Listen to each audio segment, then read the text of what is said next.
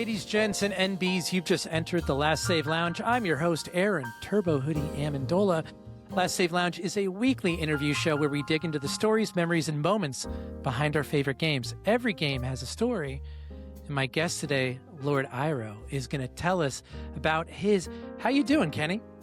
I'm doing pretty well. I'm feeling very glad to be here. Ready to talk about some video games. Yeah, dude, let's do it. So, well, first off, you can find Lord Iro pretty much everywhere at Lord _Iro. I found you on TikTok, and then I found you on Instagram, and now you're just in the algorithm. I want to talk about one video you made recently that that really made me say, I got to reach out and I got to talk to this guy. You made a video about Resident Evil 4 and specifically saving up enough pesetas to get the Chicago typewriter. And you're able to take this medium of Resident Evil 4 and illustrate it to billionaires. And when you put it in those terms I know so well in such an eloquent way, I was like, this guy knows what's up. So obviously you love Resident Evil. Can you tell us a little bit where that came from? So that is a 100% true story. That is a thing that happened to me. That's usually what's easiest for me to make videos about, just like kind of digging from the childhood. But I remember just like I was playing Resident Evil 4 like almost every day. 'Cause like I had a GameCube, that was like the main game that I played. So like that one summer, I'm just like playing it every day, and I'm trying to save up enough to get the Chicago typewriter. And I like specifically, I remember that I had never seen the number 100,000, but I knew that it looked like the 1 million that it said that I needed in the menu. So I save up 100,000, like I'm selling like weapons that I've upgraded and everything. And I remember going to buy it, and then it's just like not enough. And I was like, okay, this doesn't make sense. I was like, is the game broken? Like, what's going on? I'm like 10 or 11 at this point. And so I called my mom in the room, and I was like, I have 1 million, what's going on? And she was like, no, that's 100,000. And then like I was like, okay, so do I just need to get like, am I like halfway there, or like what's going on? She was like, no, and then you'll get 200,000, then 300. So I was like, so I need to do that 10 more times. And I'm just like, oh, okay. And I remember just feeling so defeated because like getting just the 100,000 felt like the biggest thing in the world to me. Mm-hmm. So then fast forward, like as an adult, I kind of had a similar thing, not with like video games or whatever, but like I start, like the older you get like more like class conscious. I start like getting like a bit more politically involved. And like I keep hearing about like, millionaires, billionaires, yada, yada, yada. But it occurred to me that I didn't really know how big the number 1 billion was. And Totally. I was just like, oh, it has to be like the thing with 100,000 and 1 million. I was like, this is probably like when I was a kid, and then like, no, it's 1,000 times more. And I was like, oh, that's disgusting. Like, no one should have that much. And I'm just like, oh, okay, now I get it. That's crazy. Like, you're trying to play this game for fun. Like, yeah, just get the Tommy gun so you can kill Ganados in a game. And your mom's like, actually, I have to tell you about class politics and why billionaires should not exist. Yeah, like I was just like, oh my God, this is like when I saw that video, like immediately I was like, subscribe. This guy knows what's up. But going through the rest of your videos, there was one you did on Silent Hill F where you ended it with, I wrote it down here because it made me laugh. People who get bitches don't talk the way you do. Talking about people saying that Silent Hill is like anti-woke and bad, and just like play the game. Like listen to the message it's trying to tell you. Dude, yeah. So like this is coming from, because you've seen this like new wave of like just almost like Gamergate adjacent shit, like just people just who are like coming back on the whole like, yeah, this game is too woke, or this game is clearly like getting pushed because it has this agenda. And I'm just like, dude, are we really doing this again? And that's really where my mind was going. I was just like, okay, I'm not doing the Gamergate shit again. So I had like Silent Hill F is coming out, and this is around the time that like I'm putting out those like kinds of videos on social media. So I'm like getting a little bit more of an audience, and people were asking me, they were like, dude, like I got to know what you think about like this guy, he made this video saying Silent Hill F is da-da-da, or this guy made this video saying that this game is too woke. And I'm just like, I'm not dignifying these people with a response. Like I won't do it. Like it's certain stuff where I just feel like, you might see my cats running around in the background. There's certain topics where I'm just like, I take this seriously. Yeah. Like Yeah, I write totally. scripts for a lot of these videos. And like whether they be long form or short form, like I genuinely do like put effort and time into analyzing a game. Like there are times where I won't put out a video quick enough because I'm like, I need to make sure that what I'm saying is correct. I need to make sure that I'm like being well informed. I'm not going point for point about why Silent Hill is woke and feminist now. It's like Angela's on the cover of Silent Hill 2. What are Yeah, we dude. like these people don't play video games. These Like, have they people played Silent Hill 3? Have they yeah, looked at any of the characters or the they couldn't themes? have. Yeah, it reminds me of it was like this I think it was like a Chris Ray Gun video from a while ago. And it was he was like this is a story all about how around the same time everybody got offered to turn their content right wing. You'll get a lot of money, and I turned it down, but you can clearly see which content creators took the money to turn their stuff more right wing. It's like, yeah, I'm not.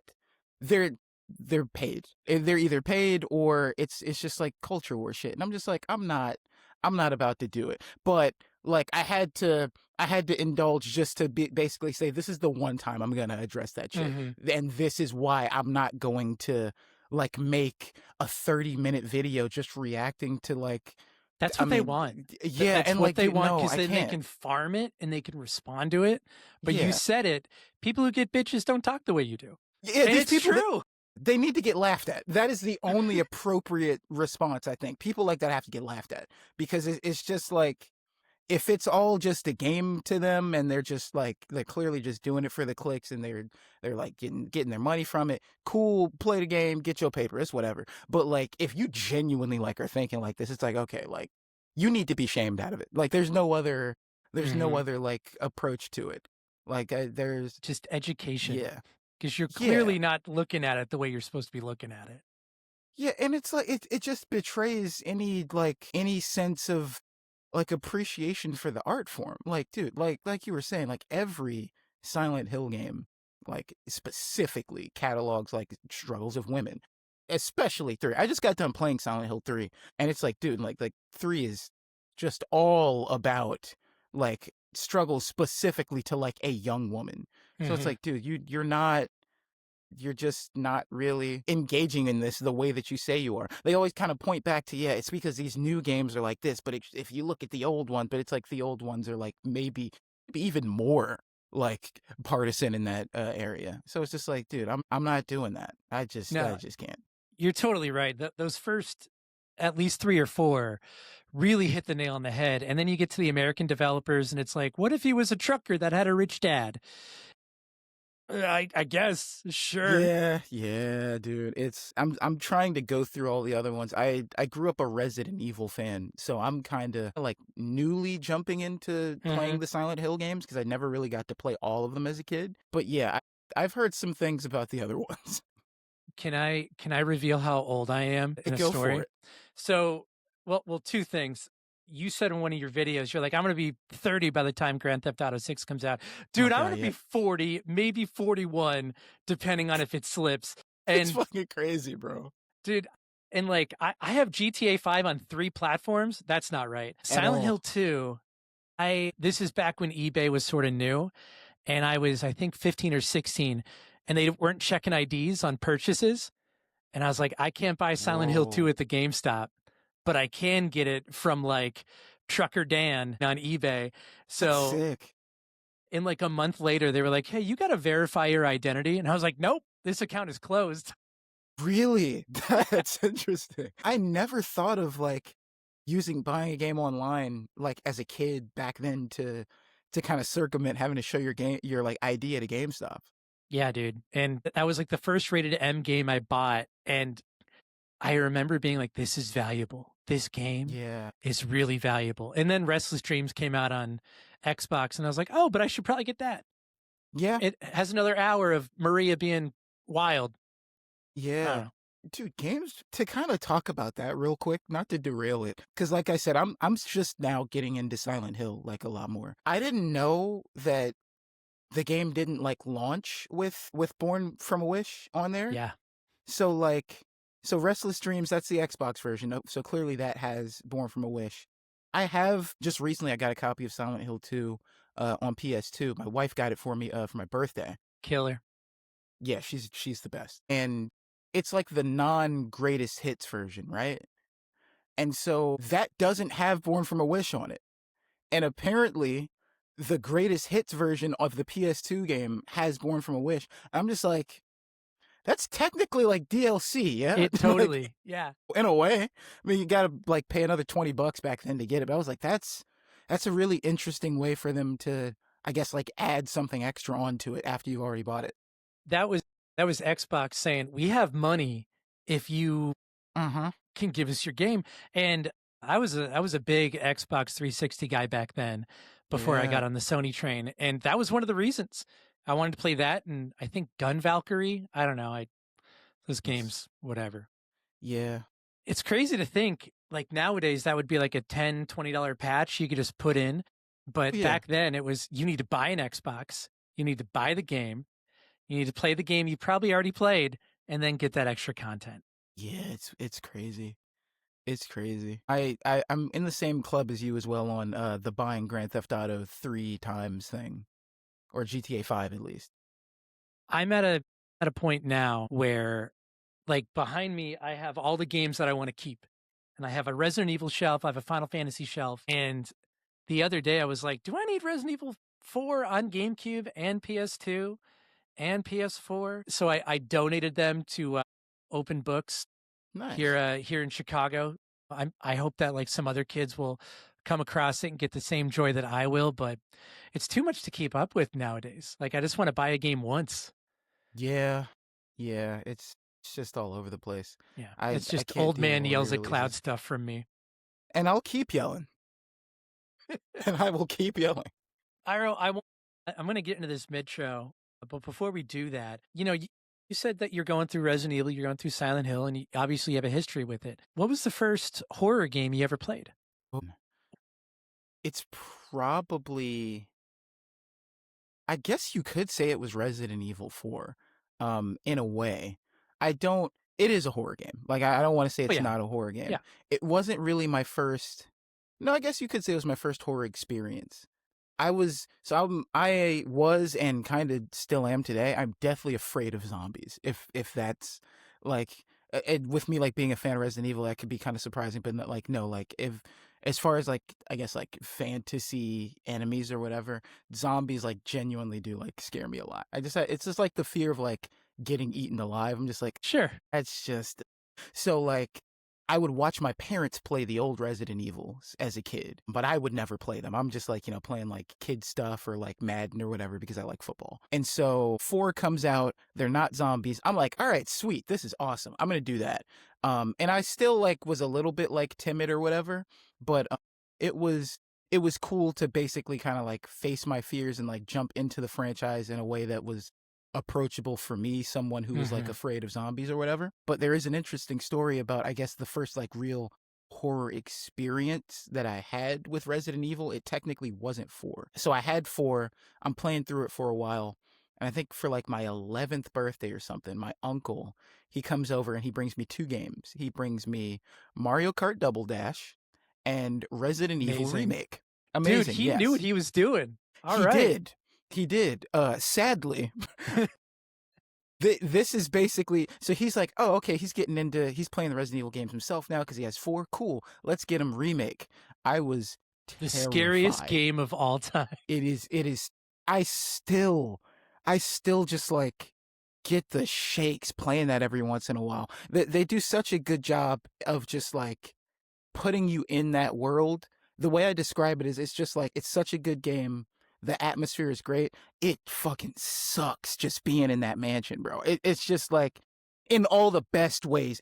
I just hate being in that world because it puts me right there. And so he gives me Resident Evil 1 and I'm just looking at the cover of Jill just getting like trying to fight off this zombie and I'm just like, I don't know if I want to play this. And then he's like, come on, man, and so they're just like, nah, come on, man, you got to play it.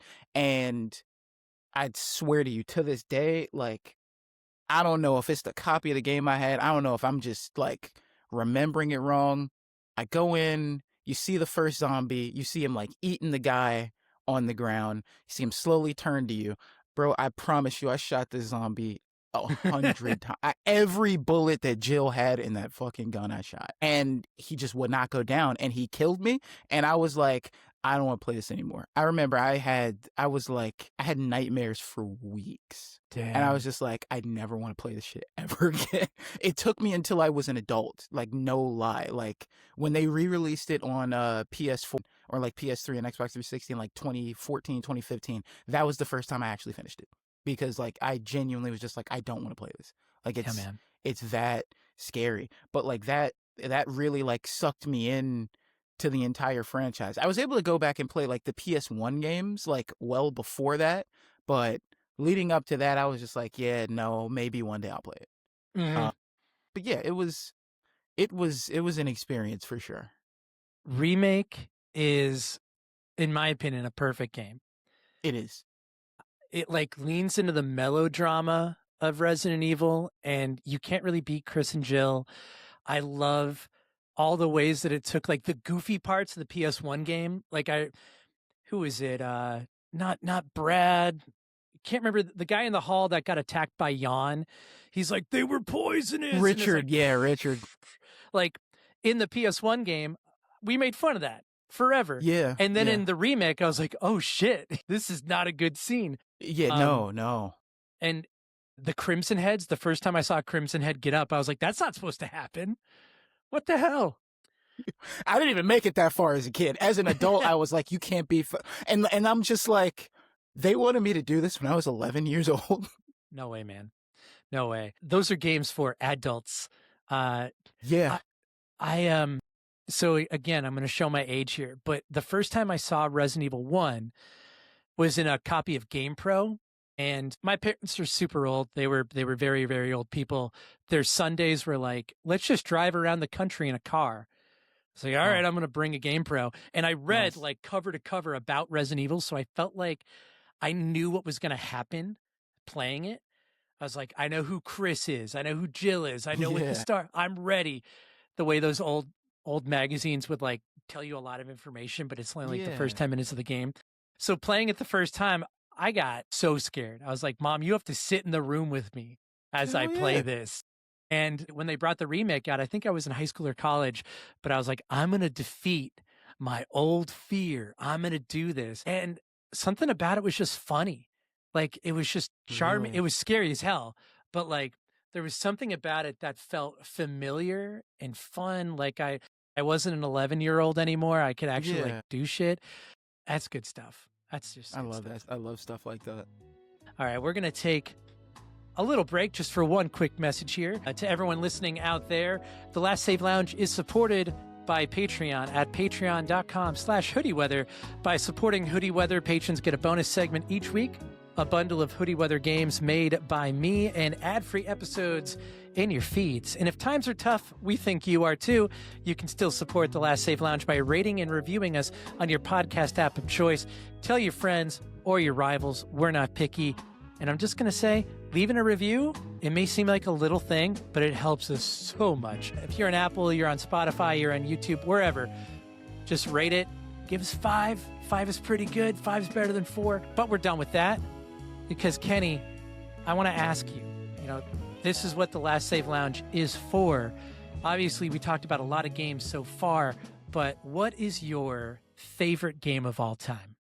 My number one, my favorite game of all time would be Metal Gear Solid for the PlayStation 1. Dude, okay. Yeah. I love that. Yeah, I used to kind of bounce back and forth between saying it was Resident Evil 4, and I've definitely played Resident Evil 4 more than I've played Metal Gear Solid. But there is something about Metal Gear Solid on PlayStation 1 specifically that just touches that part of my brain so well that it just, to me, it's up there in the category of like a perfect game. Totally.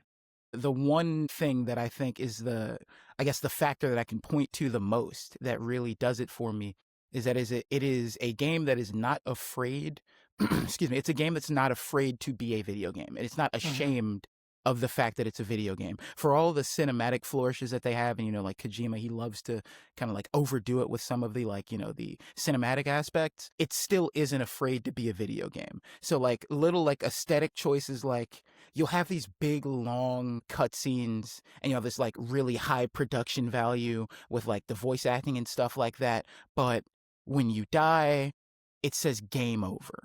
When your life bar, it isn't like a health meter, it says life. Like little stuff like that, little like Easter eggs and small things, like having to grab the back of the CD case to find Ah, Meryl's codec, like shit like that. It's just touches like that just make it so, it has everything. It's one of those, it almost, I kind of liken it to, you ever see like a cartoon or like a show where like there's a fictional video game in the world of that hmm. show, and it kind of looks like, that's weird. It's not like, because like video games aren't really like that, right? They all It's look like almost, Mario or something. yeah, or it'll be like an action game, and it'll just look like it's a fake video game. Like you'll look at Hmm. it and be like, "Yo, this isn't like them using a real video game. This is like a video game or like a caricature of a video game." It's like if they were to, like in a fictional show, like come up with an accurate representation of what a video game would be like, something that you would think that looks too cool to be real, or that looks like too over the top, or too like I guess like too on the nose to be real, it would be Metal Gear Solid, if that makes any sense. Metal Gear Solid is like the cool video game that you would see as a kid and be like, wow, like I feel like maybe I'm remembering this like too well or too fondly. And then you play it and you're like, no, it's actually like as great as you remember as a child. And Hmm. that's kind of the experience I had with it. Funnily enough, I saw my parents play it on like PlayStation 1 when I was a kid, and I was just like obsessed with it. But of course, it was rated M. I was like 5 or 6 watching You them got to play go it. on So I eBay to get your own copy. Yeah. and I had no money. Like I had no way to play it. The way I first played it as a kid was on my PSP. It was a PS1 classic. You used to be able to like on the PlayStation Store on the PSP, you could download like old PS1 games and play them Oh, through I there. remember.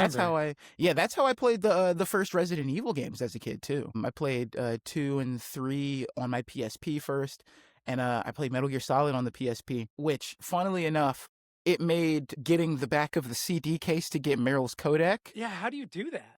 So, okay, there's like a specific like pause menu that they have, like a I guess like a little front end menu on their little emulator or whatever, where you can flip through a bunch of like specific settings, and one of them is the manual. And you have to like flip through that. Now, I didn't know that. I had no idea. So when he said, "Isn't it on the back of the CD case?" I'm like, "Okay, What is do it you like mean, an Otacon? item?" Yeah, I was like, hold on. I was like, is it like an item or what? And I think by that point you might have had one of the MO discs or something like that. So I'm like, is it the disc, or like I had no, like multiple days I was like, I don't know what they mean by this. And I think at some point I was just stumped, and I'm just like flipping through every option on there, and that's when I was like, oh no, they mean the seat, like the physical. And I had to try to find another. Luckily they have it in the menus, but like just stuff like that I think is super cool. I can see how that But can like, be annoying for someone. it's amazing you figured that out because, like, almost I would say 95% of the games I buy now are digital. And Yeah. if you said look on the box, they'd be like, dude, that's why I bought it this way. Right. Yeah. But I just think it's so cool to even think of that. And then it doesn't stop there. Then you're fighting Psycho Mantis and like your bullets don't work. And then they're just like, yeah, you got to unplug your controller from slot 1, put in slot 2, which again is another thing that's kind of cumbersome if I'm playing this digital version, but Yeah, they how do you allow you do to that? they let you swap it. They let you go into it and Okay. say which controller port do you have it in. So I'm glad that they like had the foresight to plan it out. But like when it works, it's like this is the coolest shit ever. I was like like I want to say I was like 14 or 15, like in ninth grade playing on my PSP the first time I experienced Metal Gear Solid. Um, and it was just mind blowing to me. And I remember like as a kid just being like, okay, I love my Resident Evil 4s. I love like all these other games that I find like and hold in high regard, but like this just feels different. Like this Hmm. just feels really special. And so I still to this day just keep coming back to it. I got to play it on an actual PlayStation 1, excuse me, for the first time like a couple of years ago. and that was a really just like it was just a great experience for me. It just felt cool to be able to play it like with a PlayStation 1 controller, playing like on a CRT like that. It just felt so amazing. And then just like going back to it today, it holds up so well. Uh, just like the story holds up so well, the voice acting, the gameplay I think holds up so well. There's still shit I'm figuring out about this game. I didn't even know until like a year ago that you can move while shooting in Metal Gear Solid 1. Like, but it's like, What? yes. Really? Yes, like there I think if you hold down L1 while you have the gun like aimed, you'll be able to run while shooting. So when you're doing like that long like lead up to the Hind D fight with Liquid Snake where you're like running up the steps, you're supposed to be running and shooting with the FAMAS the whole time. Not my Snake. He Dude, yeah, stands and shoots. dude, he was like a statue for my entire childhood. And then I think on a fucking YouTube short, someone was like, "Did you know you can run while shooting?" I said, "You're not fucking serious." But like, yeah, and if you open the manual, then yes, it's in there that you can do that. It's just it's so crazy. Like, and how I'll still find out new shit, but you can beat the game without even having that knowledge. And I did. Like Yeah, every it is like a cornerstone of that game for me that like he stands and he shoots. Like the yeah. who's the guy with the bird? Ooh, wait a Like minute. that one, I remember being like, this would be a lot easier if I could strafe. Raven. Yeah, Yes, yes, yes, yes, yeah, yes. yeah, yeah. Dude, It'd be a lot that easier. that game, I remember the first time you go around some boxes, and again, I feel so freaking old. You'd go around boxes, and a guard would see you and follow you. And back then, I was like, whoa, whoa, whoa, whoa, whoa, whoa, you're not supposed to do that. No, What the hell's no. going on here? Yeah, like it was such advanced AI, especially like for the 90s, dude. Like Hmm. it's so crazy. I mean, PS1 was where a lot of those classics were, at least for me growing up. And hearing you talk about watching your parents play, was that a big part of what got you in the games? Absolutely, yes. The PlayStation 1 was kind of like my entry point into games. Because I would watch them play all the classic Resident Evils. It was just That's like, a you know, just cool household. hell yeah, yeah. Just like watching them play classic Resident Evil, watching them play Metal Gear Solid as a kid, like just like any like PlayStation releases that came out. And so eventually PS2 comes out. So my dad gets a PS2, and so he's like, I'm watching him play all the old like PlayStation 2 games like as they come out. And so the PlayStation 1 was kind of like the hand me down to me. That was my first like, this is your console now. Like I don't have to like ask permission to play it kind of thing.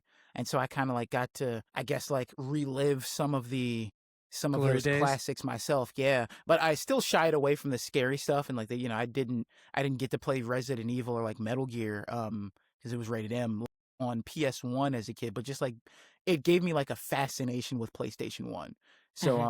I kind of went through a phase where like I liked like the low polygon PS1 style of graphics better than PS2 or like the modern graphics of the time because I was like, well, this is like the console I get to have. So like Hmm. these are what the games that I get to play look like. So I to this day I still love PS1 graphics. Like all those like indie games that are using that aesthetic, like Hmm. I draw to that shit cuz it's just so endearing to me. And like yeah, Did you just end up getting to like playing Crow County or Crow I Country? currently playing it. This That's is a my good next one. reminder to finish it. Yeah, I feel so bad, dude, cuz I my backlog is in hell right now, bro. That's what it is though. Like that is your life Yeah, now for the remainder of your life. There's always going to be a few yeah. games you're like, I bought that at full price. I haven't played it. Dude, I had an idea for like a skit or like some video like called like Backlogs Anonymous or some shit where it's just like I kind of expose myself, excuse me, of like all the different games that I have bought. I have a problem, bro. It's not good. I mean, full price video games, haven't even installed it. And like anytime someone mentions one, I'm just like, damn, I still haven't played it. Signalis was like that for me. I actually finally did play Dude, through Signalis. okay, I'm glad I because did. It's great. that is like I feel like I'm staring down the barrel of playing that. I'm going through Yakuza again, just because why not? But like I feel like Signalis is a blind spot, and for as much as I love survival horror, why am I not playing it? I just don't feel that pull, but I know I should.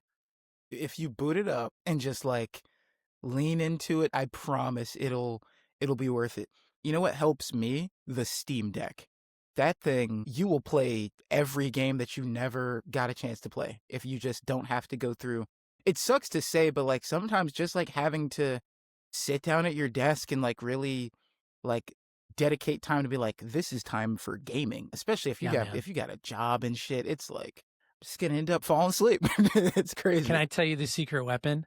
So Steam Yeah. Deck is great, and I have a Steam Deck. I love it, but I've been on PlayStation for 20 years now. Yeah.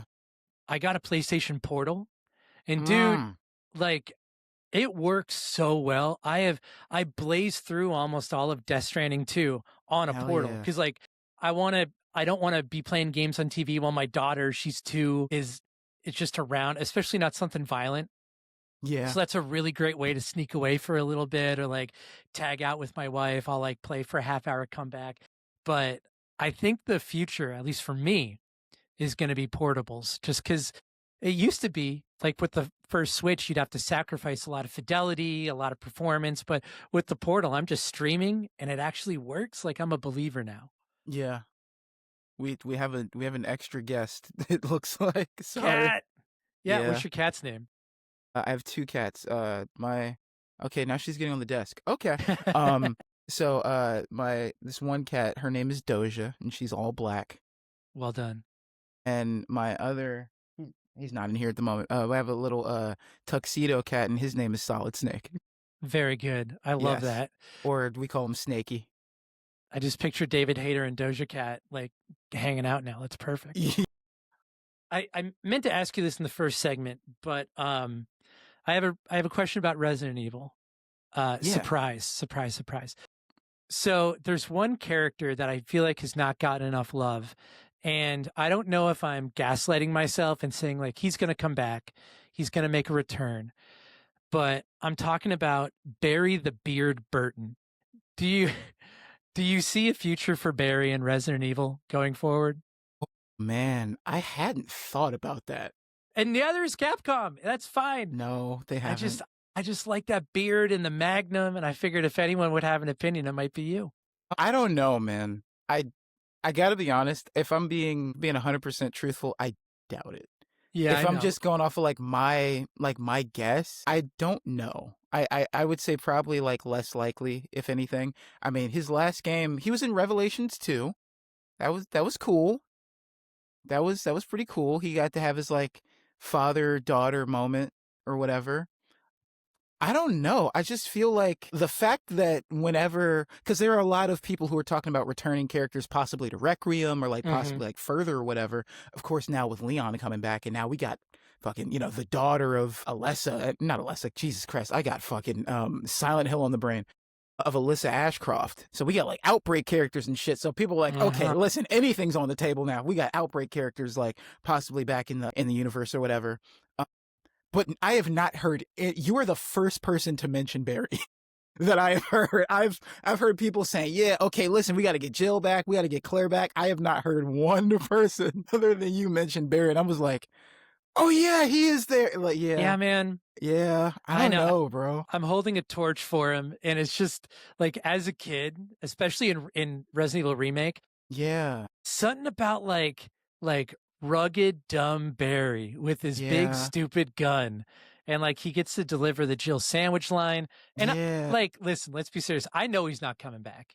I know he's not. Or like they'll shave him and I'll be like, that's not you anymore, dude. Sorry. It's probably more likely we see Ada or somebody else in Requiem. But possibly, yes. I mean, they put Leon in. They're going to put Ada in. They have to. It's only right.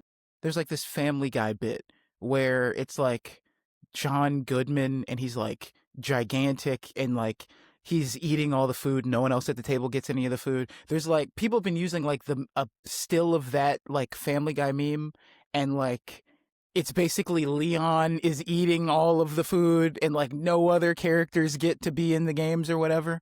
I kind of feel like this is becoming more and more true day by day, and like if any other character is getting the short end of the stick, it's probably Barry, unfortunately. I don't know, like, because he's not even playable in 1, which is kind of a tragedy. And then the only other game that he's playable in would be Revelations 2 and Gaiden on the Game Boy Color. Yeah. Yeah, which I have because apparently I'm outing myself as the biggest Barry the Beard Burton fan. And that's fine. Everyone needs to have a weird fandom. No, But dude, I get man, it. like I really bounced off Ethan, so at least we're getting Leon, but yeah. Yeah. Did you so you didn't you weren't really feeling Ethan? Nah, dude, like I don't know. 7 was already kind of a departure for me with first person, but I dug it. Like 7 scared the shit out of me. Seven's Like great. the first hour of 7, I was like, these games are made for a level of horror I'm not used to anymore. Mm-hmm. And then Yeah. 8 was a little bit more action oriented, but Ethan didn't really do it for me. I like where it went, I guess, but like the end of 7, we have like Timu, Chris Redfield come back, and I was like, all right, we'll see what's gonna happen, but I'll take Leon. I always forget that they tried to redo Chris. They really tried. They really tried. And they were just like, just use the old one. Yeah, they're like, this is a white dude named Matt. That's not Chris Dude, Redfield. yeah. I swear, dude, he looks like a fucking software engineer or some shit. I'm Yeah, just no, like, dude, I like don't know. an accountant that like had a midlife crisis and became a STARS Yeah. operative. Like, nah, I wasn't buying it. I'm glad they brought the old Chris back. I don't know. I'm mixed on Ethan. I feel like I'm more endured, or I'm more like kind of like him more now. After 8, I feel more like sentimental towards him because like the whole thing with him and Rose and how he's just Yeah, like he's willing to sacrifice himself for his daughter or whatever. But I don't know. I don't. I'm kind of mixed on it. I think he's cool. It's just I think I might have to see more of him, but I don't think we're going to see more of him. I'm I pretty don't. certain we're not going to. I'm pretty, not to get spoilers for a game that's 5 years old now, but I don't know that it's possible. We'll see Yeah, because mold. right. One other thing I wanted to mention because another thing that people are talking about is like because Leon's like close to 50 in this game Yeah. now in 9. How old would Barry be? Oh, he'd be a grandpa. He'd be like Charlie from Charlie's Angels. He's just on the Yeah, radio, and I you was could gonna hear the say beard yeah. over the mic. Yeah. Can I just say real quick, in the spirit of recording like a live podcast, there always has to be some unprecedented thing. My cat has never done the activities that she is currently doing ever. She has waited until I'm recording something for, for someone's show to not just jump into my lap, but I mean she is on the desk I mean, she knows. rolling around. I'm like moving my camera, well, like moving my keyboard and my mouse out of the way. It's just wow, like putting on a performance. My God, It's Doja's big day. it is. It is. It's all about her. But yeah, with Barry, like yeah, he'd be like at least He'd be 60. old. He'd be old. Like those knees are cracking. He doesn't Yeah, need to be in the field anymore. no, he was already like Grandpa Barry in Revelations too. Yeah, I think that's just why I like him so much. I'm getting old, so I want old characters. Well, hey, dude, we're gonna wrap it up just a bit, but I love the pick of Metal Gear Solid. I mean, it's a game that's in a class all its own. Did you ever play Twin Snakes? Oh my God, Twin Snakes. Is this a third rail? Like, are we allowed to? Are we gonna get Okay, sniped? no, no. So like, Twin Snakes is so fascinating to me. It is. I've actually been kind of working on a video about it because it's that. It is such an interesting case study because it sits in this weird void. Because right now we're kind of going through like a renaissance of PlayStation 1 remakes, Uh, and that's like one of the earlier ones, and it's bad. It's like it's bad in such a weird way. Like I like it because it's a remake of my favorite game, right? Everything indicates that they're probably gonna like do another remake of Metal Gear Solid 1. Now that we have Delta, and like they've been testing the waters with Silent Hill 2, they're mhm. gonna remake Silent Hill 1. Like this shit prints money. They caught on to the stuff that Capcom's got going on, so it makes sense. But Twin Snakes is so interesting because it's like it came out before this new wave of what we've got, and it is like it's such a cautionary tale of how you don't remake a game like from a fundamental level, because it appears to me, and like I don't want to get too deep in the weeds, but like I know one thing I try not to do whenever I'm like critiquing a game is to like say things like, clearly this wasn't tested, or clearly someone in the development team didn't know what they're doing. Nobody wants to make a bad game. Right, exactly. Because and especially since, like, dude, my degree is in broadcast journalism. I don't fucking I've never made a game. I can't even fathom some of the shit that would go into having to program a game or like plan one out, and it's easy for me to just critique it with the finished product, not knowing what goes into it.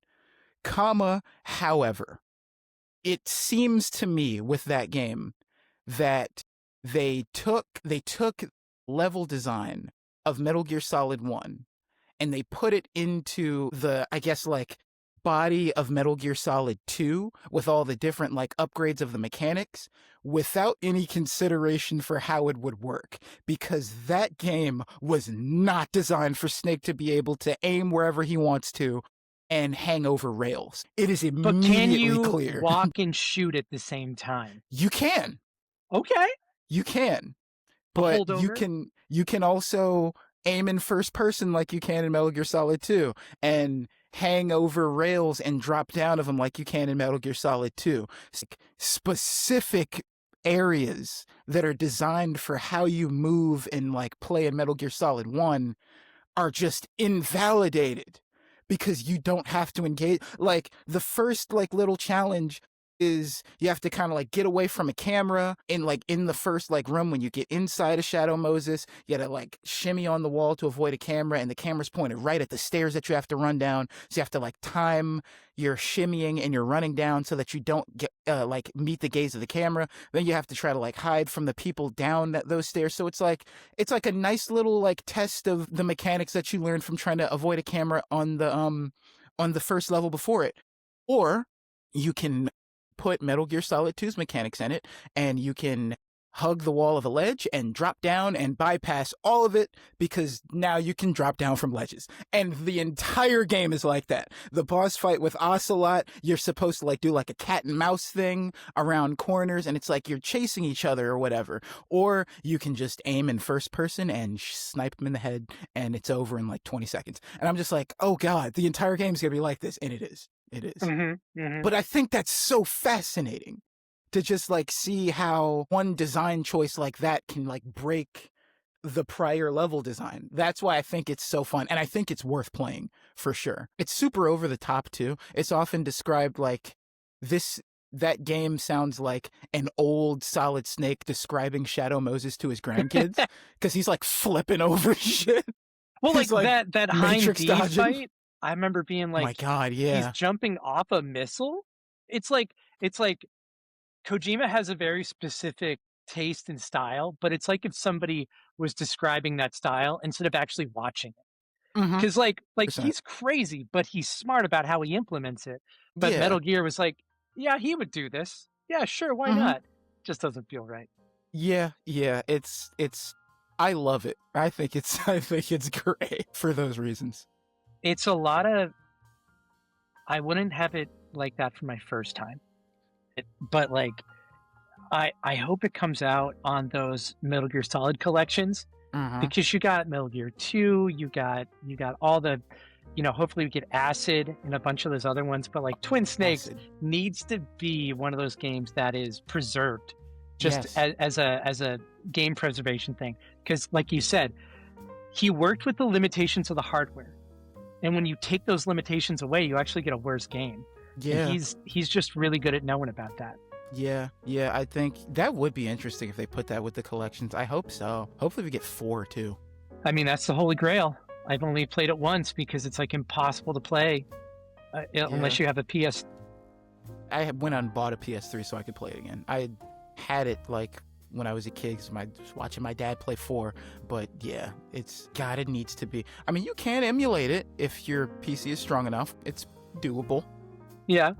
PC, if it's strong enough, can emulate the cell processor of the PS3 that it was so good, nobody could ever design for it. Dude, I don't know what the hell they were thinking. $600, by the way. That's the game that got me a PS3. Nice. Because it had backwards compatibility, and I was like, all right, this will play everything. And then that system, well, it was a great paperweight for a while.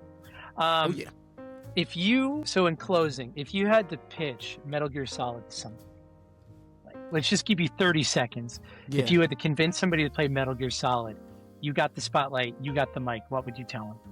Okay. If I'm trying to convince someone, let's say the like a younger person who doesn't want to play a PlayStation 1 game, Metal Gear Solid is the groundwork for every other game that you enjoy today. If you enjoy long, like cinematic video games that have like those cinematic flourishes, the like big production value, these video games that almost feel like blockbuster movies, you owe it to yourself to play Metal Gear Solid. It is one of the few games from any era that holds up just as well if you were to play it back then or play it today. It is a timeless classic. It will do things that no video game that came before it or after it has ever been able to replicate. And I think if you love video games, if you love any type of like historical aspect of video games, you owe it to yourself to play it. Even if you're not a video game historian, it is worth the play just because it is a very unique experience. So I hope a lot of people play Metal Gear Solid. Heard. Absolutely, man. It is the foundation. It is like, I don't want to be the old guy that's like, you got to understand your history, but like, if you play any modern stealth game, yeah, Metal Gear Solid started that. It laid 100%. the foundation for you. Yeah. It's just a good time. Meet ninjas, meet Meryl, Dude. earn a bandana. Like, dude, it's a good time. It has everything, man. It ticks every box. Well, Kenny, dude, thank you so much for coming on. I had a great time talking to you. I did as well. If people wanted to find more of your content, and they should because it's great, where can we send them? Well, first off, thank you for having me. I appreciate it. It has been a blast. You can find me at Lord_Iro on Instagram, Lord_Iro on Twitch, and also on YouTube, and Lord.Iro on TikTok. I don't know who took the _ on TikTok, but you know, these things happen. We will find them. Lord Iro on Spotify as well, because I make music as well. Sick. I'll have to check that out.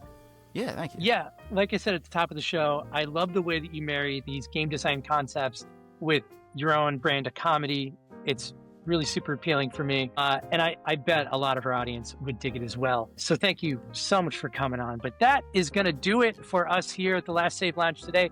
I hope that you enjoyed it just as much as I did.